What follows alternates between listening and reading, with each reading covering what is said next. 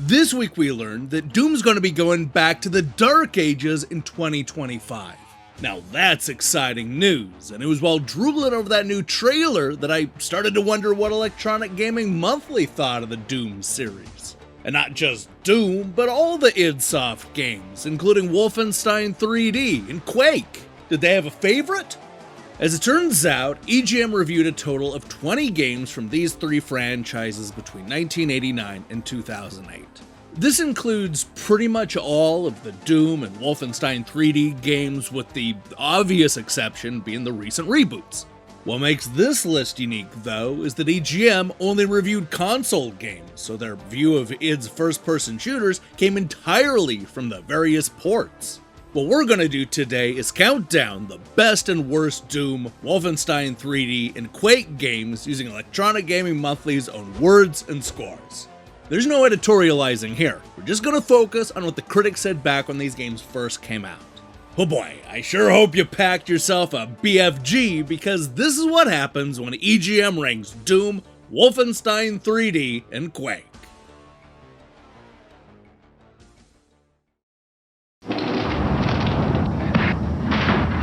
I love the game. If I don't stop playing it, my wife is gonna kill me. You're in this dark, nasty place?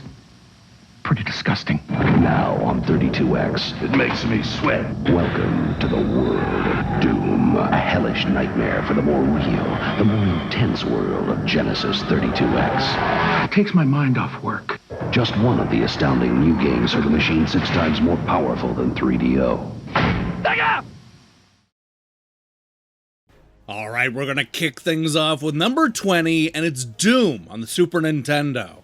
Doom for the Super NES suffers from a lot of things. Not comparing it to the other versions of Doom, this one lacks as a game in general. The screen is too pixelated, the sound is off, it'll seem like you're getting hit for no reason at all, enemies are hard to see at a distance of more than a few feet, the control's okay, the music is outstanding on this card, and I wish there was a CD of it. Doom takes Super NES to the limits, but those limits aren't enough for this game. Number 19, Wolfenstein 3D on the Game Boy Advance. Just like the recently released Doom, Wolfenstein 3D is a near-perfect port of a groundbreaking first-person shooter from the glory days of shareware PC gaming. While not as technically impressive as Activision's Doom port, Wolfenstein 3D is arguably just as much fun to play, with its central theme of escaping an underground prison and kicking Hitler's ass during World War II. Despite all the joys of gunning down Nazis, all is not perfect in the land of GBA Wolfenstein. Like it or not, this is an old game, and the play mechanics are archaic by today's standards. What's more, you can only save at the end of each level. You'll spend huge periods of time squinting until you make it through the stage, which is murder on the eyes. If you can stomach the flaws and antiquity, though, Wolfenstein 3D is a fun time and worth at least a rental if you're a fan of the genre. Number 18, Final Doom on the PlayStation. More Doom! Hurrah! I shouldn't be so harsh. Final Doom is actually a good Doom sequel, but don't expect anything more than that. The levels are a challenge to play, though, and most won't make it through even on the third or fourth try. The problem is that there really aren't any enhancements. Sure, it runs fast, but the graphics are hardly sharp. It may even well be impossible to get it looking any sharper. Plus, there aren't any new weapons or monsters. For the price tag, it's just more of the same. I'm more excited for Quake to come out. At least the graphics will be polygonal. Maybe you feel the same.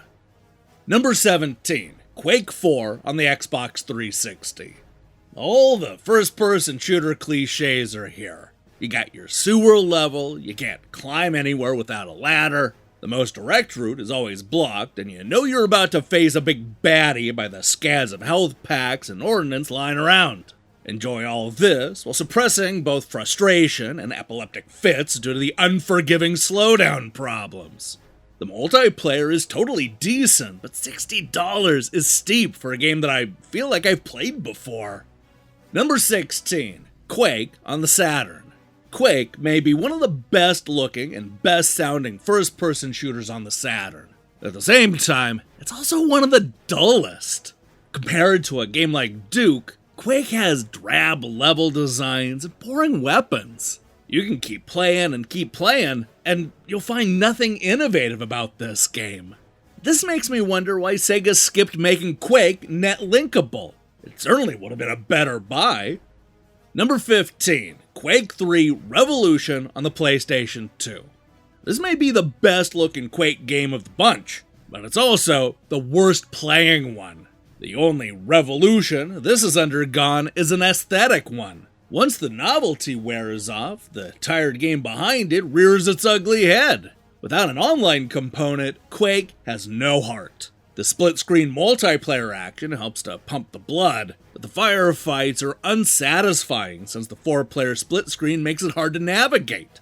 The single-player mode could have been its saving grace if the enemy intelligence had been better, but they fight like this game is designed, half-assedly. Number 14, Return to Castle Wolfenstein Operation Resurrection on PlayStation 2.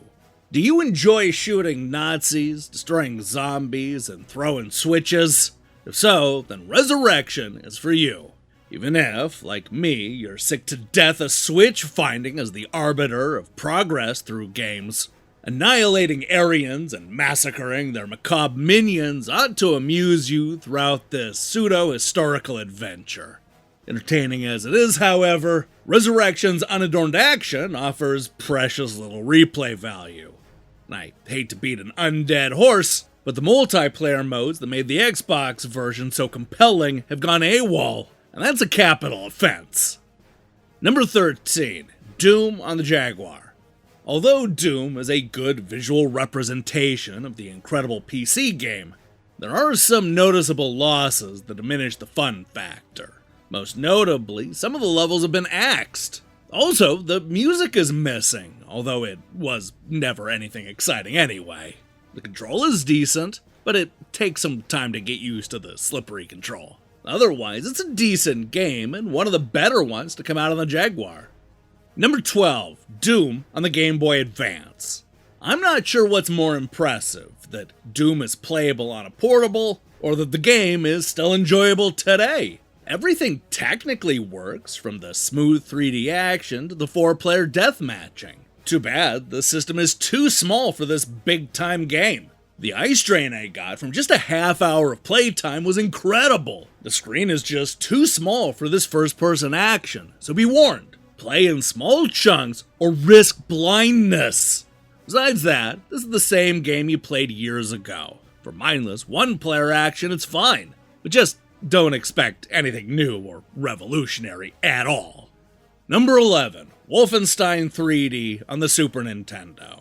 As one of my favorite games on the PC, the Super Nintendo version almost has everything in the sense of the gameplay. As we know, Nintendo has been known to be the no-violence company. Many of the bad pictures and decorations have been taken out. Less gore takes you out of the game. The rotation and scaling may not be as good as the PC, but it's a good translation. Sound effects are okay, but I still like this one. I am Gunther. This is my film, Quake II. I love story.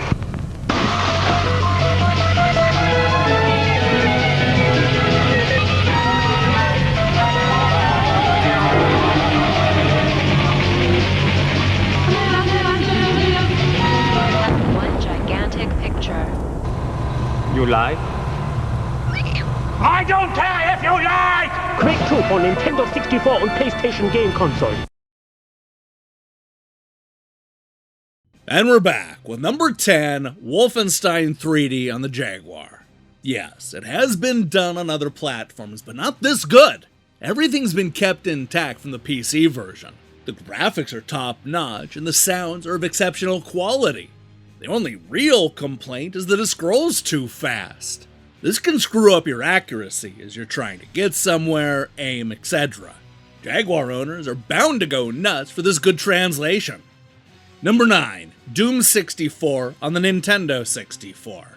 Sure, I was a little disappointed that Midway scrapped the 4-player mode, but this is still the best version of Doom ever. The game's level design is top-notch, and the castles and dungeons look amazing. Doom 64 is jammed with atmospheric touches too, like thunder and fog effects.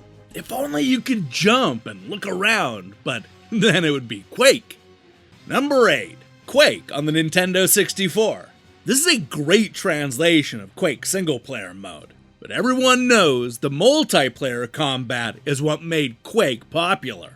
Midway included a deathmatch mode, but it's limited to 2 players. Compounding this problem is that there aren't enough deathmatch levels, and what is there is too big for 2 combatants. If you don't mind its limited multiplayer capabilities, Quake 64 is a good game. Number 7. Wolfenstein 3D on the 3DO. Boy, does this bring back memories. This title is a great translation from the original, with new items like a backpack, flamethrower, and rocket launcher. Unlike other translations to gaming platforms, the 3DO version is uncensored. From the pictures of Hitler, to the swastikas on the walls, to the guard yelling Achtung instead of hey. With a total of 60 levels, this game is a must-buy for Wolfenstein fans. Number 6. Doom on the Sega 32X. Oh yeah, hours of fun. Just the thing a person needs for a rough day. This isn't the PC version, but it still does a great job for the first-person point the weapon and shoot idea. This has to be the ultimate stress reliever. Number 5. Quake II on the Nintendo 64. This is considerably better than Midway's effort with the original Quake. It looks great, but it has some slight gameplay problems. The biggest of which is only being able to save between levels. This will result in tantrum-inducing frustrations. You have to keep returning to the beginning of the level when you die. The multiplayer is great. It easily outshines Turok 2 for 4-player play, though it still doesn't beat 007. Number 4. Return to Castle Wolfenstein Tides of War on the Xbox. Despite its occasionally confusing level layout, single-player Tides offers a rock-solid game of good old-fashioned Nazi killing. It's got satisfying weapons, natural and very customizable controls, and objectives that'll make your straightforward tasks somehow seem more exciting.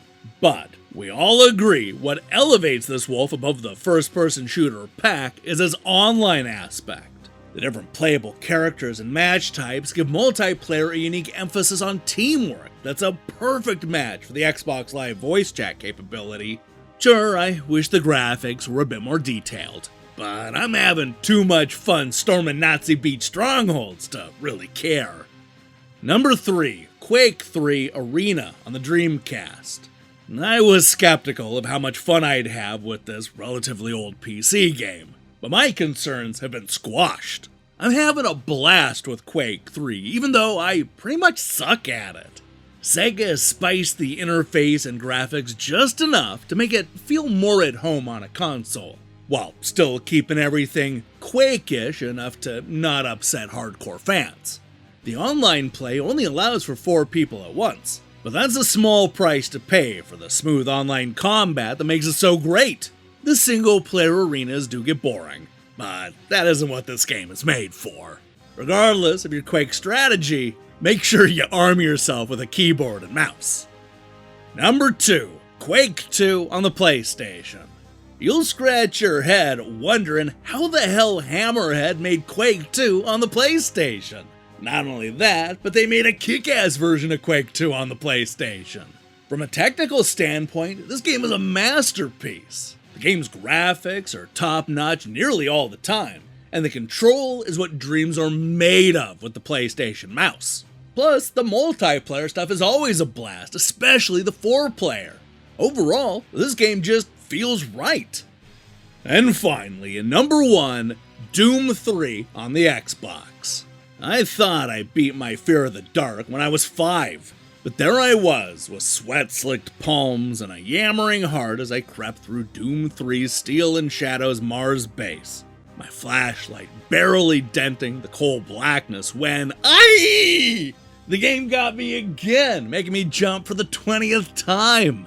And it's all because when things go bump in Doom 3's Perennial Night, they're usually very bad things that pop out of the floor panels, leap from the ceilings, or bust through the windows. I haven't felt this kind of slow burn dread since the original Resident Evil pioneered such frights.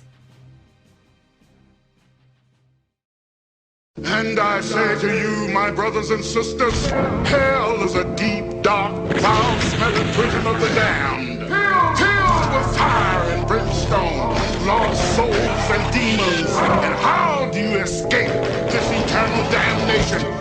You blast the gnats that hate demons right between their beady little eyes. Doom for the 64-bit Jaguar, the best Doom ever. Hey, thanks for watching me break down these classic reviews. If you liked what you saw here, then you should know that we post new episodes just like this almost every week.